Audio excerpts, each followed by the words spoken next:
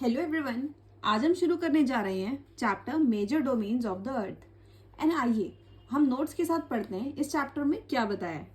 Human beings can live here because the life sustaining elements on the earth land, water and air. जैसे कि आप इस diagram में देख सकते हैं, यहाँ पे लिथोस्फेयर, हाइड्रोस्फेयर, एटमॉस्फेयर, इन तीनों को ही जब ये साथ में इंटरैक्ट करते हैं, यहाँ बनाया हुआ है बायोस्फेयर। मतलब कि यानी कि लिथोस्फेयर यानी लैंड, हाइड्रोस्फेयर इसका मतलब यानी कि वाटर, एटमॉस्फेयर यानी कि एयर। जब तीनों इंटरैक्ट करते हैं तो बायोस्फेयर बनता है। इस डायग्राम के थ्रू ये एक्सप्लेन किया गया है कि किस तरह हमारे पूरा का पूरा जो प्रकृति का नेचर है किस तरह बनता है और किस तरह चलता है। ये है हमारे मेजर डोमेन्स हमारी अर्थ के। तो ये था हमारा इंट्रोडक्शन। आइए आगे पढ़ते हैं। आगे बताया लिथोस्फेयर। लिथोस्फेयर होता है land. The solid portion of the earth is called lithosphere. यहाँ ही बताया है कि लिथोस्फेयर कहलाता है सॉलिड पोर्शन। सॉलिड पोर्शन वो होता है जैसे कि रॉक, इस तरीके की चीजें। जब आप रॉक को देखते हैं तो आपको लगेगा वो है एक लिथोस्फेयर का पार्ट। इसी तरह the gaseous layer surrounding the earth is an atmosphere include oxygen, nitrogen, carbon dioxide and other gases. जो गैसियस लेयर होती है जो सराउंड करती है एटमॉस्फेयर को अर्थ के, वो oxygen, nitrogen, carbon dioxide and other gases को इंक्लूड करती है। अब आता है हमारा the water which covers a larger part of earth surface is called hydrosphere. Hydrosphere कहलाता है वाटर, जैसे कि आइस, वाटर, वाटर वेपर। अब आते हैं हम लिथोस्फेयर, फिर आता है एटमॉस्फेयर, हाइड्रोस्फेयर एंड फाइनली इस डायग्राम के थ्रू, इस इक्वेशन के थ्रू आपको समझ में आएगा कि किस तरह हमें इस डायग्राम में एक्सप्लेन किया गया है। जो इसमें एक्सप्लेन किया है वही यहाँ लिखा है। Biosphere is hydrosphere plus atmosphere plus lithosphere. तो आपको इंट्रोडक्शन आई होप क्लियर हो गया होगा। आइए शुरू करते हैं लिथोस्फेयर से। It is solid portion of earth. ये अर्थ का सॉलिड पोर्शन होता है lithosphere. It comprise of rock of earth crust and thin layer of soil which contain organism. ये ऐसे अर्थ के क्रस्ट पे जो रॉक होता है उसको कंटेन करता है। मतलब जो भी सॉलिड पार्ट आता है वो लिथोस्फेयर कहलाता है। And thin layer of soil, soil की पतली लेयर होती है जो हमारे टॉप लेयर पे हमें दिखती है, जो कंटेन करता है ऑर्गेनिजम्स। ये हम आगे भी पढ़ेंगे। आप अर्थ क्रस्ट को लेके कंफ्यूज मत होइएगा, क्योंकि जो अर्थ होती है, कभी क्रस्ट के बारे में पढ़ेंगे, हम कोर के बारे में पढ़ेंगे, ये एक अलग पार्ट हो जाता है। लेकिन जो लिथोस्फेयर होता है, आप अभी के लिए ये समझिए कि ये रॉक को कंटेन करता है, सॉलिड पोर्शन को कंटेन करता है एंड ये कंटेन करता है हमारी लेयर ऑफ सॉइल को जो ऑर्गेनिजम्स कंटेन करती है। सो ये होता है हमारा लिथोस्फेयर। लिथोस्फेयर के अंदर ऐसी ही चीज़ें इंक्लूड होती हैं। दो मेन डोमेन अर्थ के सरफेस पर आते हैं, कॉन्टिनेंट एंड ओशन बेसिन। आइए इस बारे में पढ़ते हैं। जो हमारा कॉन्टिनेंट होता है, बेसिकली इसमें हम ये पढ़ते हैं कि इसमें लार्ज लैंडमास के बारे में आता है। यानी कि कॉन्टिनेंट्स की जो हमने अलग से वीडियो बनाई है, आप उसको जाके देख सकते हैं और कॉन्टिनेंट के 7 कॉन्टिनेंट भी याद कर सकते हैं। उसमें हमने पिक्चर्स का भी यूज़ किया है, तो उम्मीद है वो आपके लिए ईजी रहेगा। फिर आता है ocean basin which is huge water basin, यानी कि जहाँ पे बहुत ज़्यादा पानी होता है, दैट इज़ ओशन बेसिन। आइए मेजर पॉइंट्स पे आते हैं। Major point is all the ocean of the world are connected. यानी कि कोई भी पानी अलग से नहीं पड़ा, जितने भी हम ओशंस की हम बात करते हैं वो आपस में कहीं ना कहीं कनेक्टेड होते हैं। एंड आप ओशन के बारे में भी आगे पढ़ेंगे। The level of water remains same everywhere. जो लेवल है वाटर का, यानी कि ओशन का लेवल हर जगह सेम होता है। दैट इज द रीजन हम ओशन को जीरो समझते हैं और फिर वहां से लैंड को मेजर करना शुरू करते हैं, लैंड कितना ज़्यादा बड़ा है। Elevation of land is measured from sea which is zero everywhere. यानी कि सी का जो लेवल होता है, हम उससे देखते हैं कि लैंड हमारा कितना एलिवेटेड है, मतलब कितनी हाइट पर है और कितना ज़्यादा है। और इसी मदद से हमने highest mountain peak Mount Everest which is 8848 metre above sea level को आइडेंटिफाई किया। एंड इसी की मदद से हमने ग्रेटेस्ट डेप्थ भी मेजर करी, जो मेराइना ट्रेंच पर है पैसिफिक ओशन में, विच इज़ 11022 मीटर्स। आइए आगे बढ़ते हैं। अब आता है हमारा hydrosphere. Earth is called blue planet. More than 71% is covered with water and 29% with land. जब आप ग्लोब की तरफ देखेंगे तब आपको रियलाइज होगा कि हमारी अर्थ ब्लू प्लैनेट कहलाती है, क्योंकि आपको ब्लू ब्लू दिखेगी। बेसिकली 71% पानी होने के कारण ये ब्लू प्लैनेट कहलाती है, यानी कि हमारे यहाँ पानी बहुत ज़्यादा है। एंड 29% लैंड है, यानी कि इन टोटल 100% बनता है। Ocean, river, lake, ice in glaciers, underground water, water vapour in atmosphere. ये जितने भी हैं ये सभी पानी से रिलेटेड हैं, हर एक में पानी है। वाटर वेपर जो एटमॉस्फेयर में होती है उसमें भी पानी है, एंड ये हाइड्रोस्फेयर कहलाती है। हाइड्रोस्फेयर हमारे एक मेजर डोमेन में से है, ये है सेकंड डोमेन। पहले हमने पढ़ा लिथोस्फेयर के बारे में। आइए देखते हैं। अब इस डायग्राम में बताया 2.5% फ्रेश वाटर है, 97.5% ओशन में है। तो देख सकते हैं आप कि किस तरह हमारा यूज़ करने वाला फ्रेश वाटर कितना कम है और कितना ज़्यादा है हमारा ओशन। इस डायग्राम में बताया गया है more than 97% of water is found in ocean and it is too salty for human use, यानी कि आधे से ज़्यादा पानी हम यूज़ ही नहीं कर सकते। मोर देन 97% इज सॉल्टी, यानी कि बहुत नमक है उसमें। शॉर्टेज ऑफ वाटर, यानी कि a very small portion is fresh water for human use, that is the reason of shortage of water.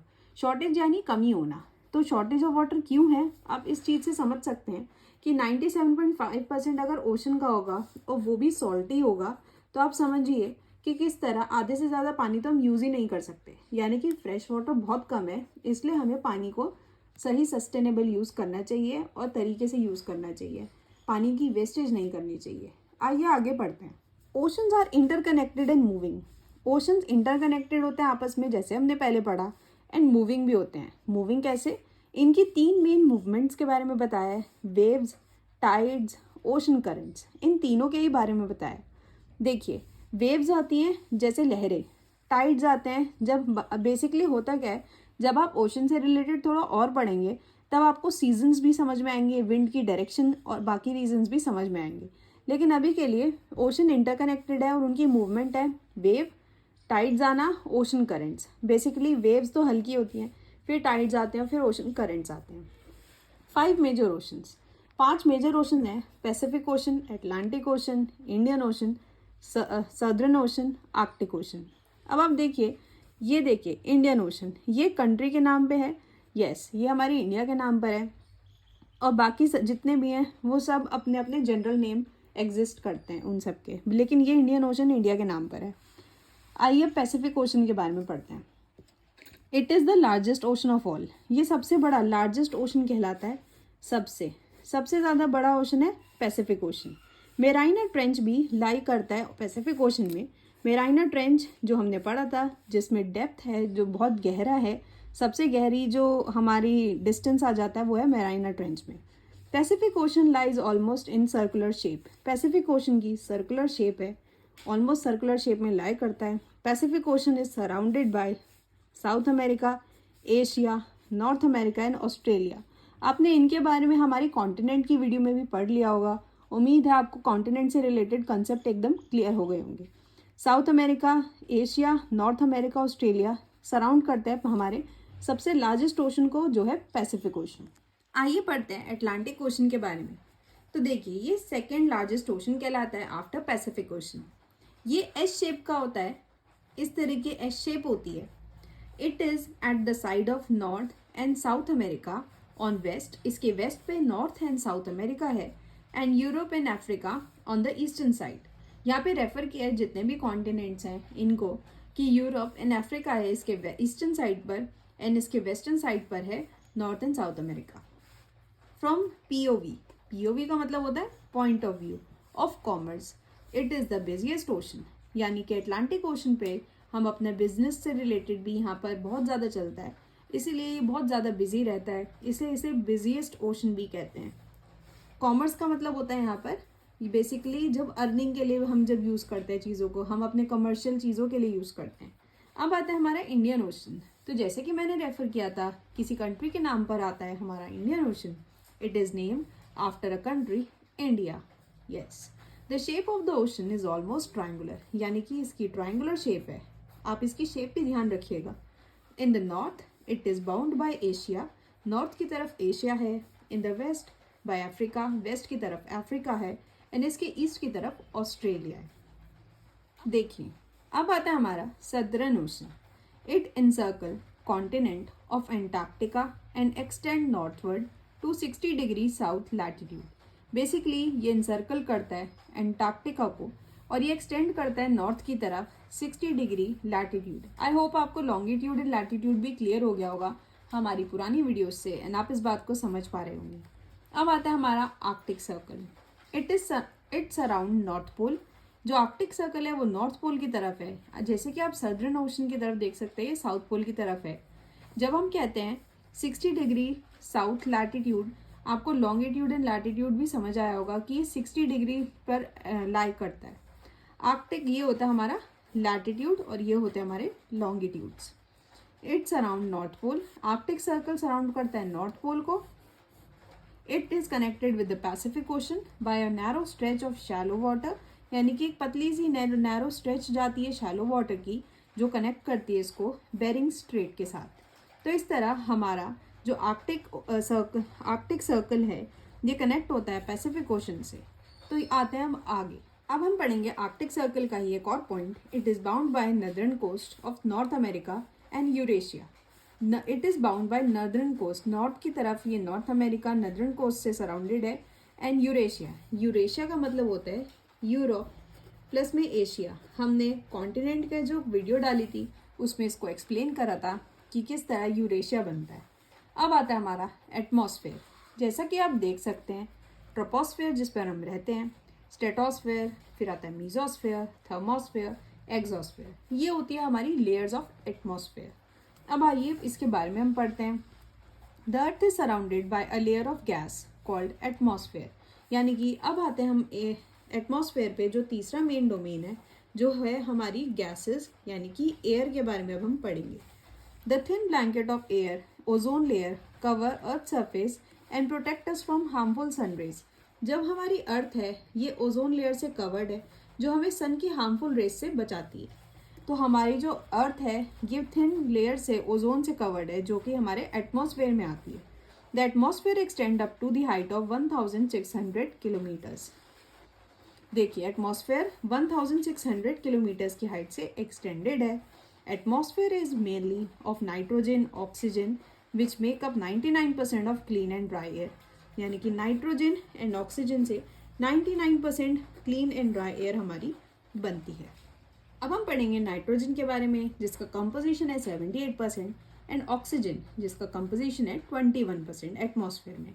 अब आती हैं बाकी की गैसेस भी जो एग्जिस्ट करती हैं, वो 1% है, जो है कार्बन डाइऑक्साइड एंड आर्गन। आइए इसके बारे में पढ़ते हैं। Oxygen helps in the breathe in atmosphere while nitrogen in the growth of living organism.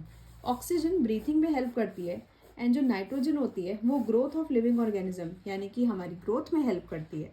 एक बात और कि कभी भी हम नाइट्रोजन को N2 को हम डायरेक्टली नहीं लेते, इसको हम सॉइल की मदद से कन्वर्ट करके लेते हैं, जो एक अलग साइकिल है जिसके बारे में हम बायो में भी पढ़ेंगे।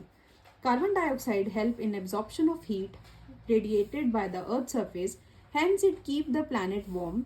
It is essential for the growth of plants, यानी कि CO2 जो होती है ये हमारी अर्थ के सरफेस पर जब सन की रेस पड़ती है, ये उस हीट को ट्रैप कर लेती है और बाहर नहीं जाने देती, जिस वजह से अर्थ के सरफेस पर जो हीट है वो बढ़ती जा रही है, और जिसकी वजह से ग्लोबल वार्मिंग भी होती है। आई होप आपने ग्लोबल वार्मिंग का टर्म या नाम सुना होगा। I will explain you about this. Atmosphere density is maximum at sea level and decreases rapidly as we go up, यानी कि हम सरफेस पर जब होते हैं तब डेंसिटी ज़्यादा होती है, लेकिन जैसे जैसे हम सतह से यानी कि सरफेस से ऊपर की तरफ जाते हैं वैसे वैसे वो डेंसिटी कम होती चली जाती है। That is why climbers experience problem in breathing due to decrease in density. देखिए जब आप ऊपर जाते हैं आप देखते होंगे क्लाइंबर्स यानी कि जो पहाड़ों पर चढ़ते हैं उनके पास अब ऑक्सीजन होता है रिक्वायरमेंट के लिए। जैसे जैसे आप ऊपर जाएंगे डेंसिटी कम होगी तो O2 भी कम होती चली जाएगी और वहाँ जाकर सांस लेना उतना ही मुश्किल हो जाता है। Air moves from higher pressure to lower pressure, air ज़्यादा प्रेशर से कम प्रेशर की तरफ मूव करती है, और जो मूविंग एयर होती है वो विंड कहलाती है। ये भी एक इम्पॉर्टेंट पॉइंट हो जाता है कि विंड किसको कहते हैं। विंड और एयर में यही फ़र्क है कि विंड होती है जब एयर मूव करती है तेज़ी से, जैसा कि आप जानते होंगे विंड ब्लो करती है, इस बारे में आपने भी पढ़ा होगा।